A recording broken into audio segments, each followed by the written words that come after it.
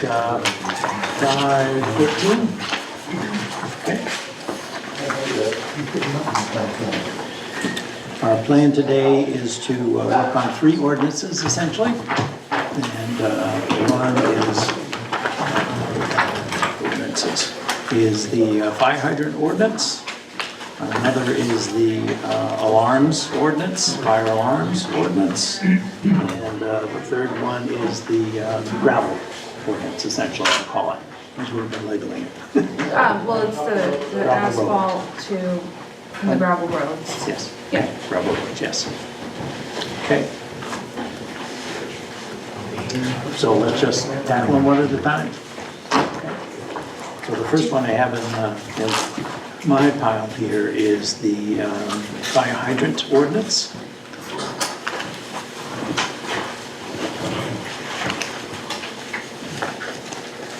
Good. And actually Brett was working on that for us. That's the one. But we have most of the corrections here. Let's at least talk about those and make sure they're correct. And that way we can move forward, I think, with our hearing and the likes to get through that. And it's fair to say that we have approval now from the select board to send these off to the attorney once we've had the hearing. Yeah, once we have the hearing. Yes. Very good.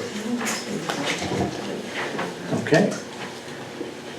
Bill, are you ready to guide us? Yep, which one are you talking about? Hydrant. Fire hydrant. You have to speak up a little bit. Okay, They're very right. soft. Yep. So we're just going to take a quick review down the fire hydrant ordinance and make sure we got all the stuff we talked about, Phil. So you're a major player in that, to say the Yep. least. I did get the email.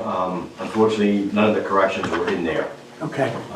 So I can go through what I have written down as far as the corrections. Okay. On the first one, the scope, that was supposed to change from 15 to 20,000 gallons in regards to the cistern tank. Okay. Minimum of 20,000 gallons. Yep. The other correction is, Bill, I had subject to review by the fire chief. Why did I have that note? Is that supposed to be written in there or not? where are you talking about? Right at the end where it's 20,000 gallons water source within 800 feet of all proposed houses. Yep, And then I wrote in subject to review by the fire chief. Is that in case it's 850 feet? yep, So should that subject to review by the fire chief be in there, the typing? yes, yep. Okay. Does anybody else have that? No, I don't. Okay, subject to review by the fire chief. In the scope sentence. Yes, it's right after, so that if it's like 850 feet, Yep. Phil can say, you know, hey, good to go. Yep. Under section 3A, we were removing, where it says all hydrants shall be 8-inch PVC or steel, we're removing steel. Everything will be PVC. Where are you? Hydrant specs, page 3A? 3A, So it's only PVC. only PVC. Got it.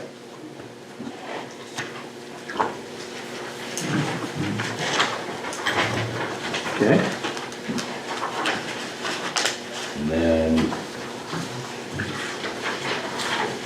I've got other stuff that I wrote down. say it again? I've got other stuff that I've written in here. Do you want it or Okay. not?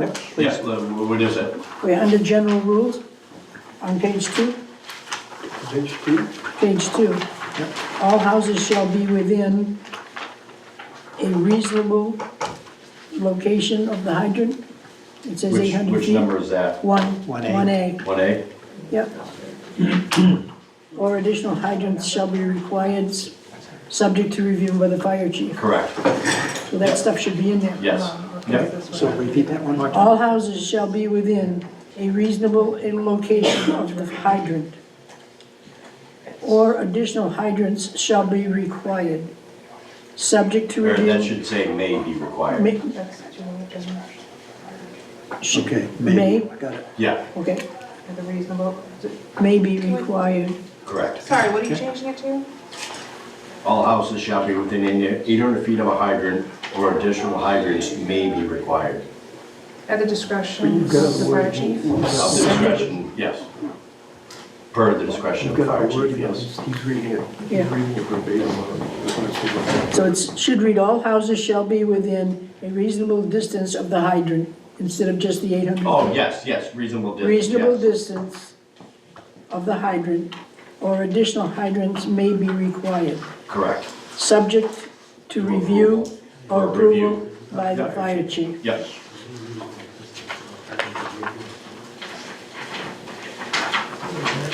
On page 3, yep, under 1G3, yeah, we were up in that, I think, 3,000. 3,000 Yeah. from 2,000. Yep, Have you got that? One G, I see it. 1G3 should be 3,000, not 2,000.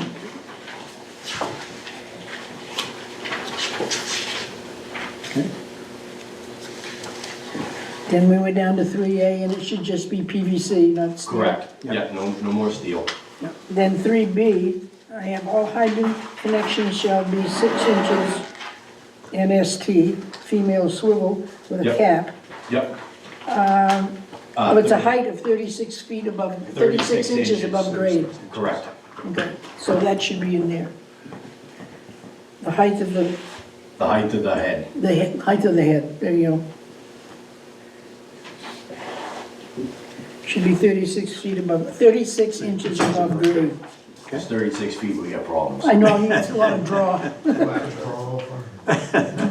Bull climbers, yeah.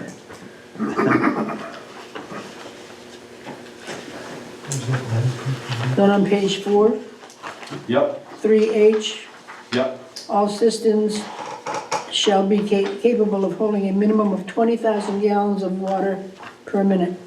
20,000 Gallons of water, period. Correct.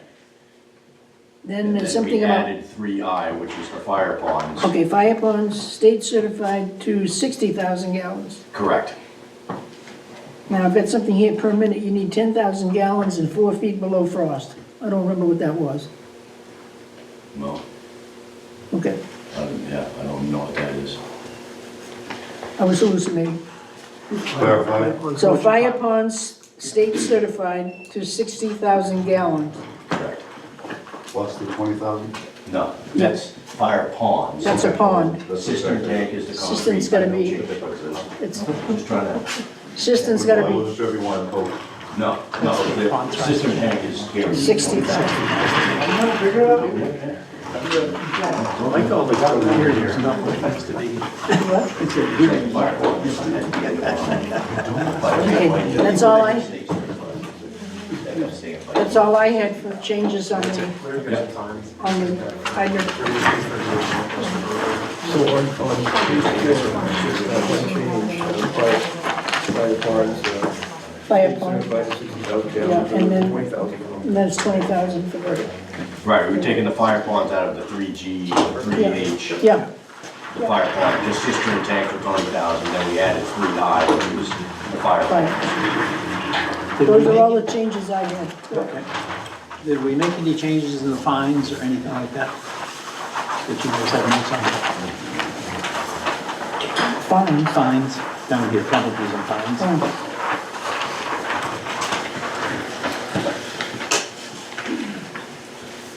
I didn't show anything. No, I didn't have anything done on that. Okay. If they don't comply, we'll let the house burn. Simple as that.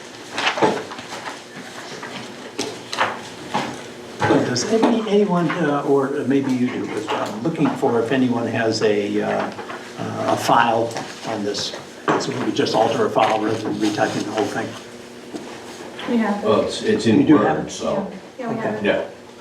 Even though it was a draft way back when. Yeah, it's it's in in- the, yeah, it's in the O drive, so it's. Yeah, it's in a Word Word document, so. Excellent. Okay. Ask a Okay. question. So, David's got a question. Who's gonna maintain these? That also goes into, that's in there as far as, under, it's either the developer or the homeowners association. Unless they hand it over to us. So if they were to hand it over to you, would you have the ability to refuse? If it doesn't meet specs, yes. Okay. But if it meets specs and they want to turn it over to you, you'd have to accept it. As long as it meets specs, yeah. Is that written in there someplace? Yeah, it's in under easement right away as far as, yeah, it says the town of Sebago shall not nor maintain hydrants unless specified, set forth in section 1Q, which goes into the hydrant, cistern, tank, access and turnaround specs. 1Q or is it 1G? It says, well, maybe it's Q. It shall remain the property as maintained, repair. The required hydrant shall be maintained as available at any time, plowing, bush hogging. Should the developer or association fail to maintain it, they are notified, or they'll be advised that, the hydrant's out of service.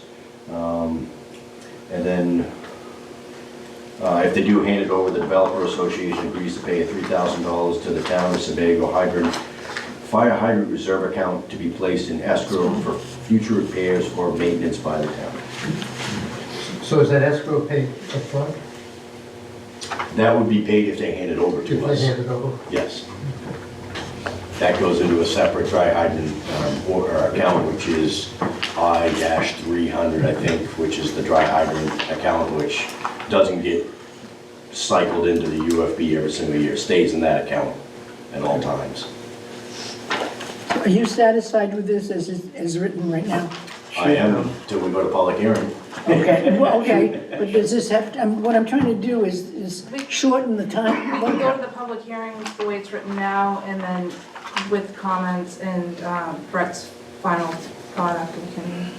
Because there may be changes once we have public comment, so. Okay. But I'm happy with how the draft is now, and obviously, public comment has the right to, question Yeah. and bring up, suggestions or changes, and then we can tweak it from Then we there go from before we there. send it Yep. for the final lesson, once we get lesson from the board, Your and send wish. it off to the board. Your wish is that it goes to the contract planner for his final approval. It would go The to, board requested it Yeah. at the meeting that we Beg your pardon? discussed it. The board requested it at What board? This one? the planning board. We did. Yep. I think it's just a matter of, I think once after we have the public hearing, we just need the blessing from a quick attorney just to look to verify all the verbiage is correct. But we need the blessing from the select board before we do that. That's right. So that's why we're gonna have the public hearing, and Okay, I can see that, and then, but I don't know why we have to go through Brett. Just because can we make a motion not to do I that? mean, you can, but at that meeting that we discussed it early February, I believe it was early February, or early January, you guys did request that Brett take a look at it. Okay, well, we have to think twice about doing Sorry, that he hasn't. from henceforth. Bob, Yes. why would we have a public hearing on something that's, I don't know, I would think we would go to the attorneys first on that. There may be some gross changes that need to be done. We may be making some mistakes. Yeah. And if we change it too much from the public hearing, then it's just like not having a public hearing at all. Yeah, It's procedure. yeah, it's procedure, that's the way it It's is. procedure. You can't break procedure. You Not have to breaking have a public procedure. hearing first. I'm not breaking procedure. You have to have a public hearing first. That's the way it works. We can send it to an attorney, make sure she approves everything in general, that we're not doing anything illegal. Then you're gonna have to send it twice to us. That's right, it's going twice to the attorney. That's what we're trying to eliminate, David. We have some smarts up here on the board. We can figure out if we're doing something legal or not. Really, good for you. Yeah, it'll go to the attorney before it's final, but it doesn't have to go to us. Okay. Good. That's fine.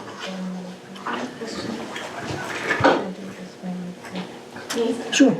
We discussed at the select board meeting that you were going to send the copy to us as the board of selectmen and review it, and then we would determine if it needed to go to the attorney. So Okay. that was the, I don't know if any of you have read those minutes, After but the that's hearing, what we had because- discussed at that meeting. Thank you. I lost it. Yeah. All right, so we've got, Doesn't it go before, doesn't it go like public hearing and then to you? Isn't that the procedure? Because it goes to. Yes. Yeah, it's public hearing Yes. first, and then it goes to the select board. Right. Yes, I thought we had said to send it to. I'd like to circle back to the $3,000 escrow. Just our perspective, how much does it cost annually for the maintenance of these hydrants?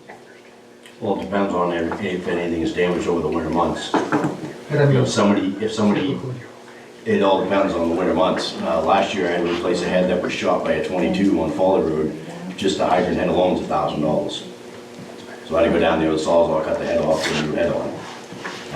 It all depends on what happens over the winter. You know, if we have a very hard winter freeze and frost gets in there, ground moves, we had to fix, well, perfect example is Moose Cove Lodge.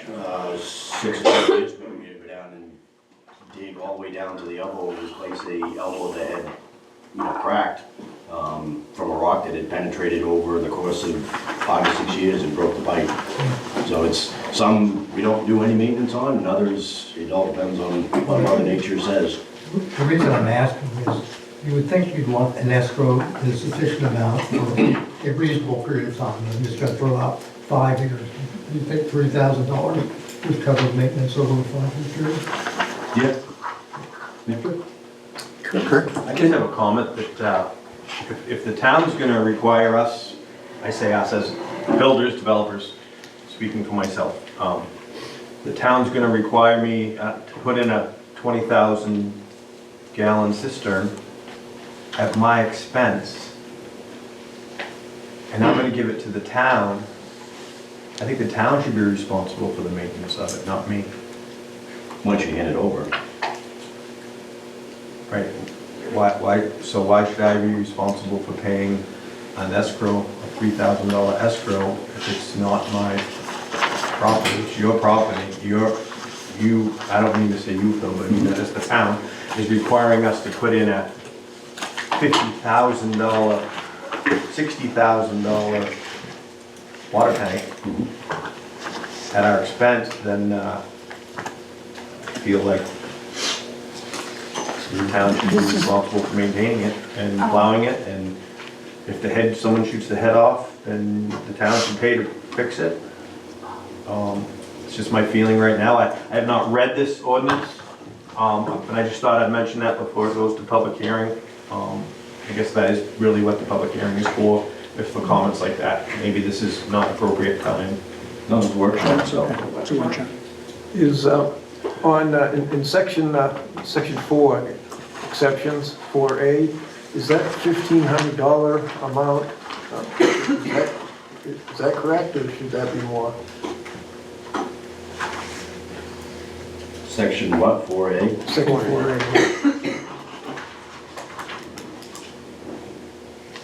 I know this is quite an old ordinance. I think, I almost want to say, memory serves me, we removed that.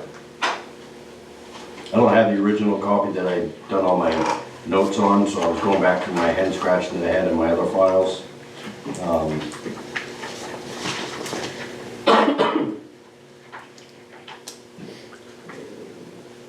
No, I think we have done this, yeah, because that was done, I can't remember what one it was. But that's, if the subdivision or whatnot is within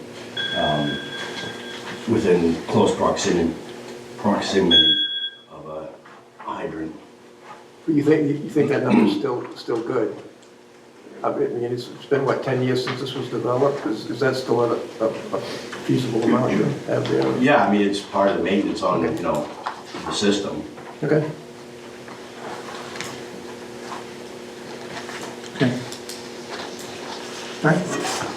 I have a couple of observations in response to Kirk's thoughts. So the developer, I'll assume $60,000 is a good number, spent $60,000 to put in the hydrant and turns it over to the town. If the developer pays the $3,000 escrow fee, that protects the taxpayer. And if not, then the taxpayer immediately assumes that liability. And as much as we're trying to minimize increased tax burden, $3,000 in additional cost to a developer that can be spread across a number of lots doesn't seem like an unrealistic expectation. How about 63,000? 63,000. It's a little different. Well, the 60,000 is going to be there anyway, if we pass this ordinance. Correct. Well, we don't know. Yeah, yep. Okay. So, next steps with this? We can make the changes and we can have the public hearing and discuss it after. Thank you. Thank you all. So we will have the updated version. Yes. Thank you. So we're going to talk about the nuisance fire alarm. Alarm ordinance. And I think, David, we can talk about this one, I think, but we have the updated crossed out document. You want me to talk about it? Is that all, is that Okay. the latest, or do we make more changes to that? Bob, you gotta speak up. Sorry. We can't hear you. I can't hear you. Okay. We have a marked up version. You have a copy of this, Phil?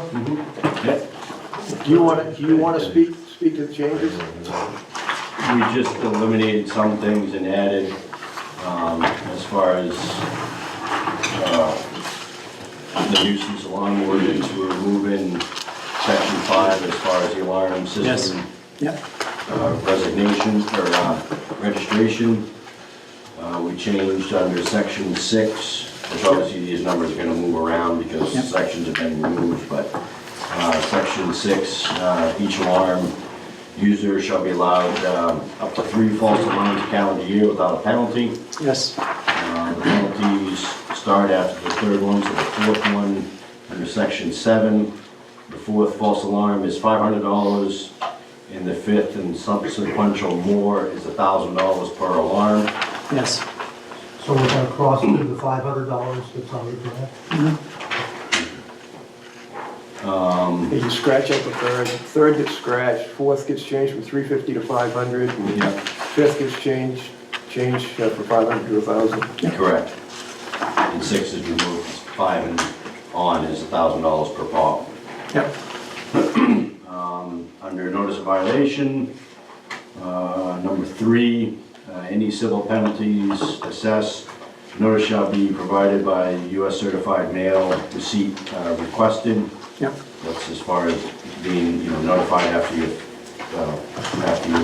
on your 4th alarm. Yep.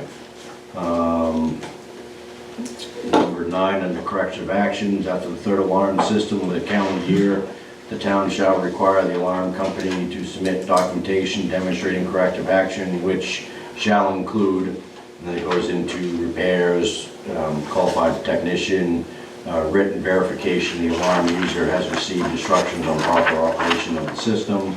Yep. We took out section 10, took out section 11. Yep. 12 stays the same. On the 13 appeals, it went from 10 days to 30 days upon receipt of the notice. Yep. And that's it. Okay. That's what I had too. So with that? Okay, great. Any questions from the board? I have a question about the fines. ahead. That's the purview of the select board, I would think. Yes. What they want to charge. Yeah. But, I don't know, to me, they seem too light. You're gonna roll $1 million piece of equipment down the road and 3 times for nothing, and then the 4th time you only, get $500. I just think it should I'm be going a off with stiffer. the area towns, what they charge. That's what Naples charges. That may be, but I I'm just think letting you know, Dave, that's what the area towns charge. Naples is the one that's rolling the $1.4 million ladder truck every time, and, Okay. yep, That could be subject to change if needed anyway. so. yeah.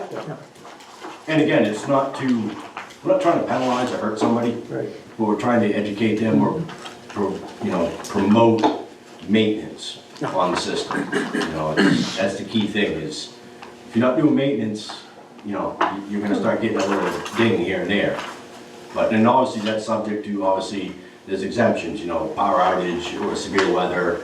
You know, that doesn't go on your number of calls, obviously, because if we have a power surge, you know, that's out of their control. But you keep burning food at 2 o'clock in the morning, that's within your control. I'm sorry. Yep. It's got to bite just a little, not a lot, just a little to get their attention. So on the penalties, should we include a statement that those amounts and the frequency of them may be changed by the select board at its discretion? You read my mind. Yep. Yeah, I mean, that's, otherwise we'd have to change an ordinance to change it, so. will you put that language in To there? be determined by the select board. Can we remove the amounts of the penalties, put them on the fee schedule, and just add verbiage that says, the current use, fee schedule will reflect the fees? Yep, Okay. upon approval of the select board. Yeah, Or, yeah, because because they're the ones they who set the approve all fees. Yep. And it moves, it's easier to change that than it is to change the I'm ordinance. fine with that. I think that's a reasonable suggestion, but unfortunately, it doesn't put the number out there in front of the fee schedule is sort of hidden from the public, in my opinion. So I think including it in the ordinance makes it visible. And if we give the board, the select board the discretion to make changes, it works out pretty much the same. What do you guys think? I like to see the numbers out there. I'm agree with Merle on that one. Okay. I still think it should say can be changed by the Yes. Board of Selectmen. I don't think you want to have to go through an ordinance change to change. Just saying. Yeah. Right. I would say, yeah. You can put as of this date, fines are, and then, Starting at. Subject to change annually. Yep. Yeah. Yeah. yeah, some. Subject to some change by verbiage the select like that. board. That's easy enough, subject to change by the select board. But at least it gives them a number to have, you know, that you're gonna get a ding. You know. But again, we're not here to make money off them, we're here to educate and promote, you know, proper usage and maintenance of said system. Now, you're gonna be asked, what are you gonna do with this money, chief? It goes into the UFB, doesn't go to me. Doesn't go to anything in the department, it's a, what do they call it, Undesignated? it's like the rec department, when they get, somebody, you know, gives them a check. Revenue? Thank you. So it goes into the UFB, so it goes into our savings account. But it's not designated to a specific department. Okay. We all set on this one?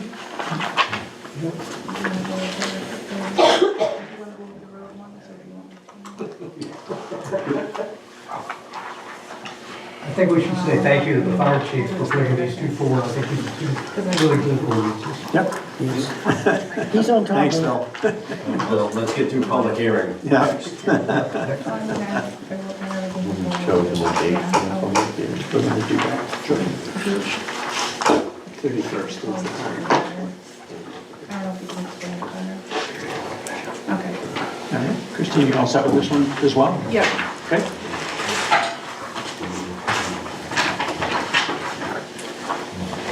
All right. And so, Matt, are you gonna take us through briefly? Yeah. These are all changes we suggested, so we're just kind of taking a look. Version that we had. Is that this one? There's a date on it of, is that one? Thinner of the two of these. This is the older one, so that one right there. Thank you. Something's going on, I want to release the right one.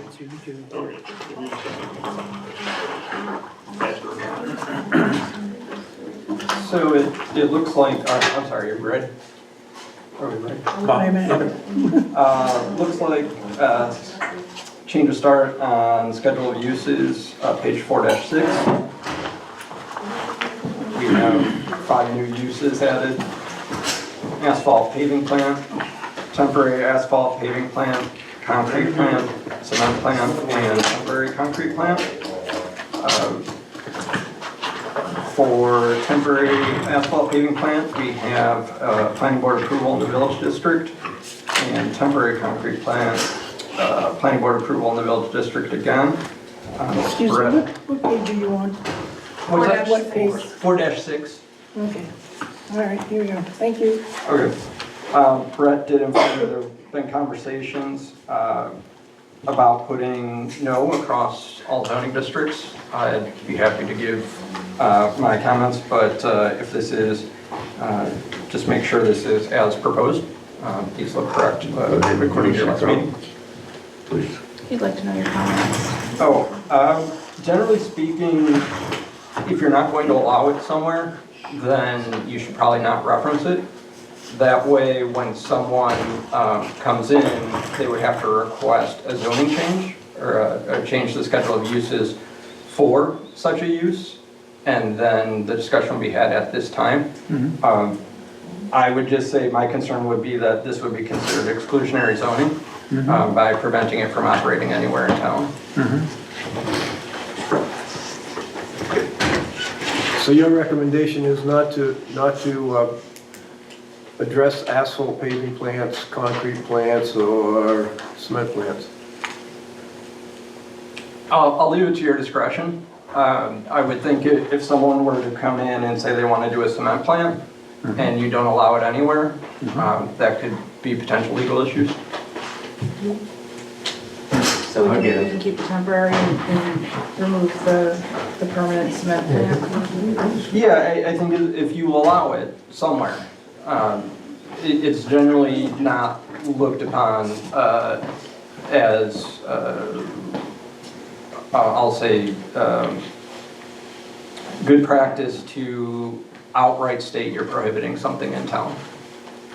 So just leave it out, don't That would be my recommendation. Okay. That way, if like I said, if someone Yeah. does want to come forward with, say, a cement plant, they can petition and you can discuss where that belongs, if it's appropriate, through a text amendment request from the petitioner. They would come in and say, I want to change your zoning ordinance so that cement plants are allowed in the village district, and you would have that discussion at that time. Right now, you're pretty much outright prohibiting it. That's exclusionary zoning when we do that, is what you call That it. is my concern. Yep, okay. So it suggests that we not have 11, 13, and 14. That would be your recommendation. That would be mine. All right.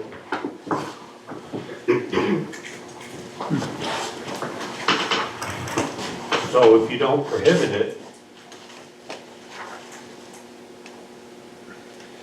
outright, I mean, there are a million businesses that we don't have in our ordinances that, you know, could come in and be built or started and open in Sebago. Why couldn't an asphalt paving plant be one of those?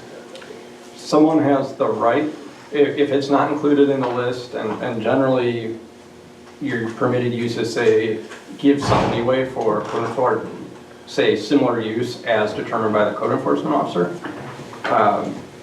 But if you have, I'm trying to think of a use, drive-through restaurants. If you don't have them listed here, someone can come in and say, I'd like to change your zoning ordinance to allow for drive-through restaurants in X zoning district. If you have it, drive-through restaurants listed as no anywhere, that's subject to legal challenge.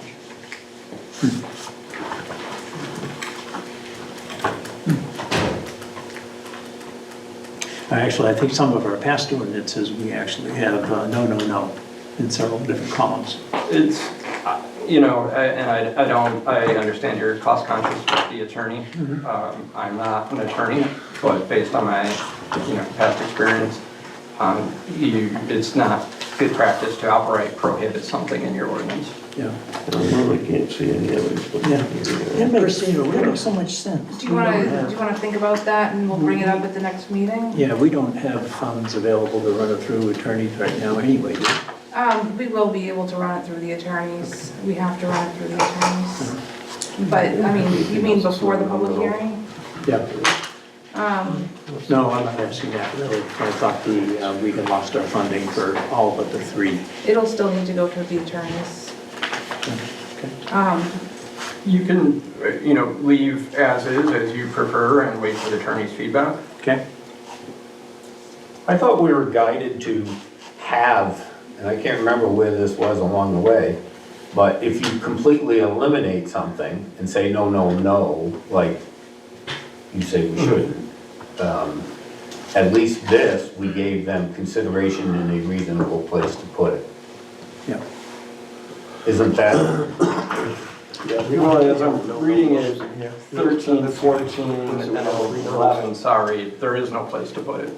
I'm sorry, I didn't hear that. 11, 13, and 14, as I'm reading it, there's no place to hear it, Yeah. Right. or put it.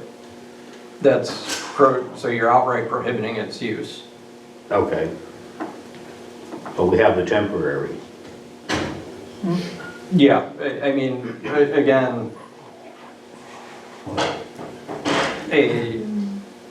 not best practice to permanently prohibit something in your ordinance. Okay. Okay. Do you want to have that discussion after the public hearing? Sure. Okay. Yeah. Okay. Moving to page 4-9, there's an added provision for backlots. That is design criteria, the backlot driveway design standards Yep. are included within reference to section 5.33.c of the ordinance. So there's additional design considerations for backlot.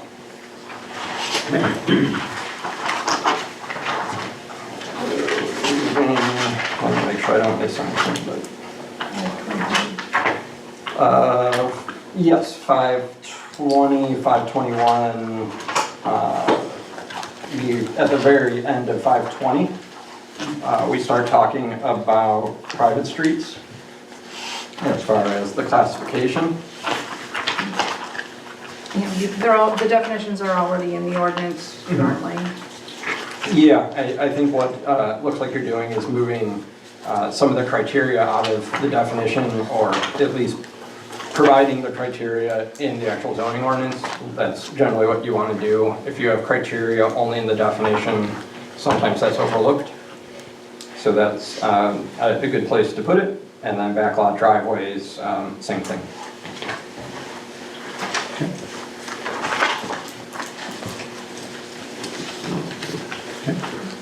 Move ahead to very bottom of 522, item number 11. Applicant may request a waiver for private roadways to be composed of gravel for the planning board to consider if appropriate. I think that's makes sense. All applications, number 12, proposing roadways to be privately owned and operated must include evidence of legal documentation, providing proof that an entity such as a homeowners association or roadway association is responsible for the maintenance and upkeep of the roadway. I think that's pretty standard. Looks like the table's been updated. I don't want to go over every item, but maybe provide you a minute or two to make sure these look correct. I think some of the noticeable changes are material composition, where you move from gravel for a backlot driveway, gravel or paved for a private road, to bituminous or paved for a main or collector street. And again, with the added backlot driveway and private road, some of the standards such as sidewalks, requirements with base course gravel are not applicable.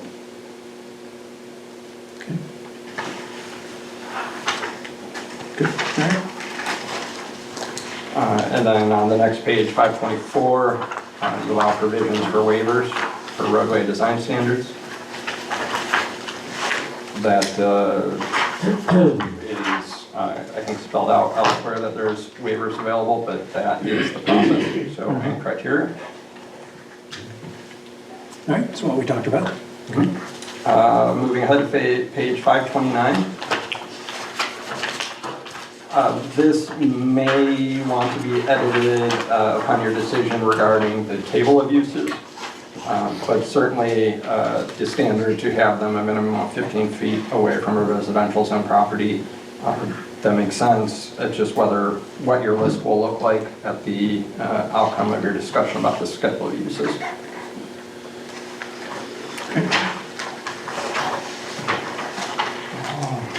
Next section would be page 6-3, and this provides for other staff level reviews that can be reviewed by the code enforcement officer and town planner. 6-3. 6-3, item G and H. D, okay. D and what? G and H. G and H, thank you. Yes. So main criteria being projects less than 2,500 square feet. Oh, yes, yeah. Less Okay. than, basically less than a subdivision, 1 or 2 units. Yep.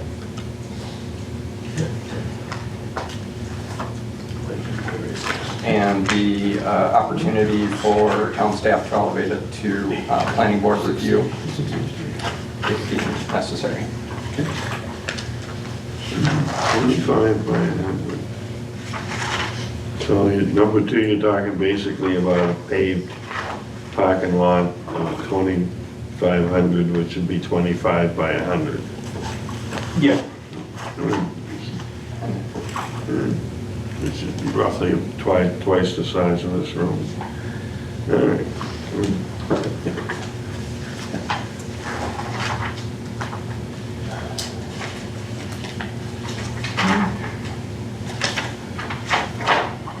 Is under site plan review, page 7-2, under classification of projects.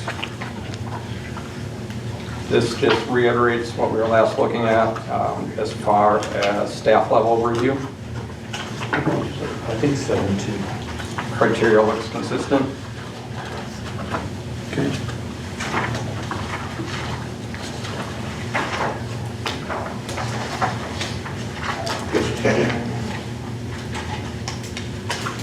Skipping ahead to page 8-11. Second.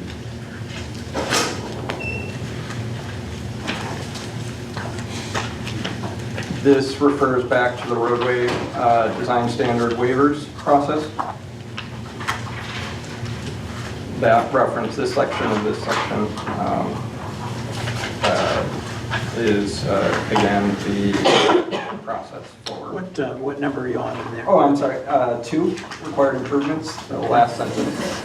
Criteria for board to consider when granting waivers in association with roadway design standards is detailed. And again, we're citing section 5-A33. So what page do you want? 8-11. 8-11. Dash 11.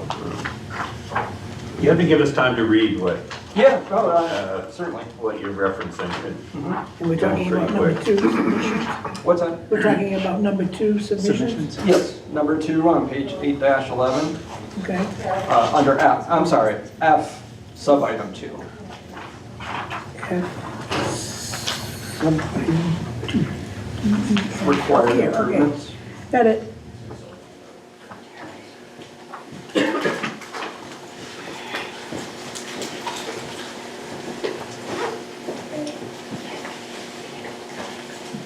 I'm sorry, I still don't see that.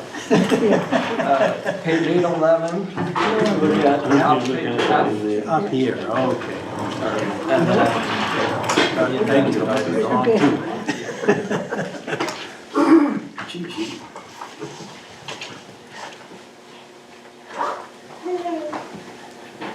Okay, all right, thank you.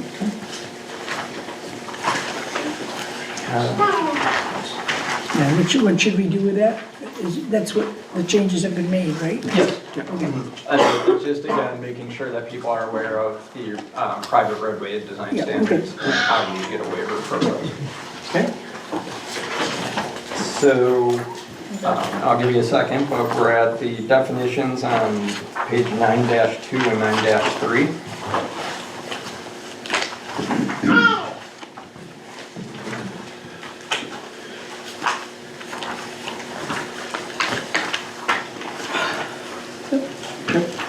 Which one? So these are the definitions of the uses that we were referring to in the updated schedule of uses as far as asphalt paving plants, temporary and permanent, backlot driveways, cement plants, concrete plants. Again, these would change with your decision, or not change with your decision based on how you want to list the schedule of uses. Okay.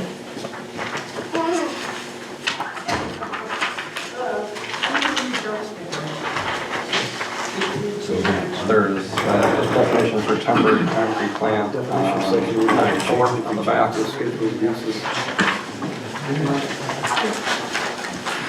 that the only one? Was that the only definition you changed? 9.4, yeah. It was a new definition, not the, Well, not the 9.3. very top concrete plant, temporary. Okay, thank you. You know, Ours are not in color, so Yeah, it's... so it's hard to see oh. it. That's why we oh, struck so it. that's Yeah. much more, okay. This is the old one. I gotcha. Previously, the different color. All right, well. Next change is on page 9.8. Between mineral extraction and mobile home, we're adding a definition for minor street, Thank you. which is 10 or more lots. All right. Then turn to 9-10. The beneath retail establishment, and actually the definition is in there for road, we're adding a sentence for clarification that it can be the same as a street, alley, avenue, boulevard, way, and other right of way. So that just looks like a cleanup. A lot of ordinances switch between road and street. This is just acknowledging that that's. Okay. And beneath road, private road is being adjusted to speak again now. The minor road was 10 lots or more. Private road is for 3 to 9 lots. And again, it'll talk about maintained by homeowners association or road association. I have in my notes that it's as deemed by the select board and passes town meeting. Yeah, voted on by the select board and approved by the general public at an annual town meeting. Yes? Yes. Yes. Yeah. Got it. It's at the bottom. Yeah. So next, oh, sorry. Next On these, well, no, on these private roads, did we talk about mandating a road association within those? I thought we did. I thought we did. So, what we talked about was, you know, a private road ends up being somebody's campway in there and they sell a lot. All of a sudden, the road turns to, you know, a mess and we have an emergency situation in there where we have to go where we can't get to. So I thought we decided that at some point in the development of that private road, it would be mandated that there would be a road association. We did, actually. Yeah, okay. Yes, I'm sorry, that was all the way back when we were working at page 523. So that's in there? Yeah, at the very top, there's the statement, all applications proposing roadways to be privately owned and operated must include evidence of legal documentation proving that it is providing proof that an entity such as a homeowners association or roadway association is responsible for maintenance. Thank you. Thank you.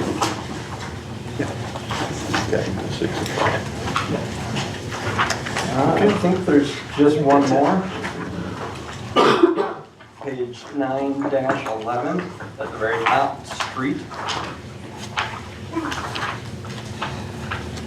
We are changing, or the proposal is to change the definition from 50 feet to 60 feet, right of right.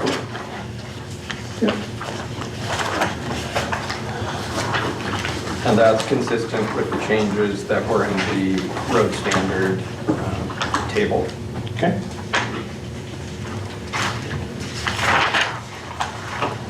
Okay. I think we're ready to move forward. Thank you very much. Everybody okay? And hearing, we're talking about the 31st. Yeah, do that in the meeting, but the 31st. Okay, we're just doing the hearing first, that's all. Yeah. Okay. Well,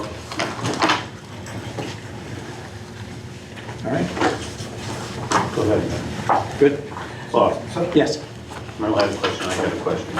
Okay. As far as a public way maintained by the town of Sebago, I live on a public way and the town plows it. Is that maintained? And they actually grade it? Public easement. It's a public easement. Yeah, he lives on a public easement. It would depend on the language of the easement, I guess. If it's, So I'm asking, do we need to clean this up and be more specific? well, I mean, it's how talking prevalent about- are public easements for, They have a lot of them.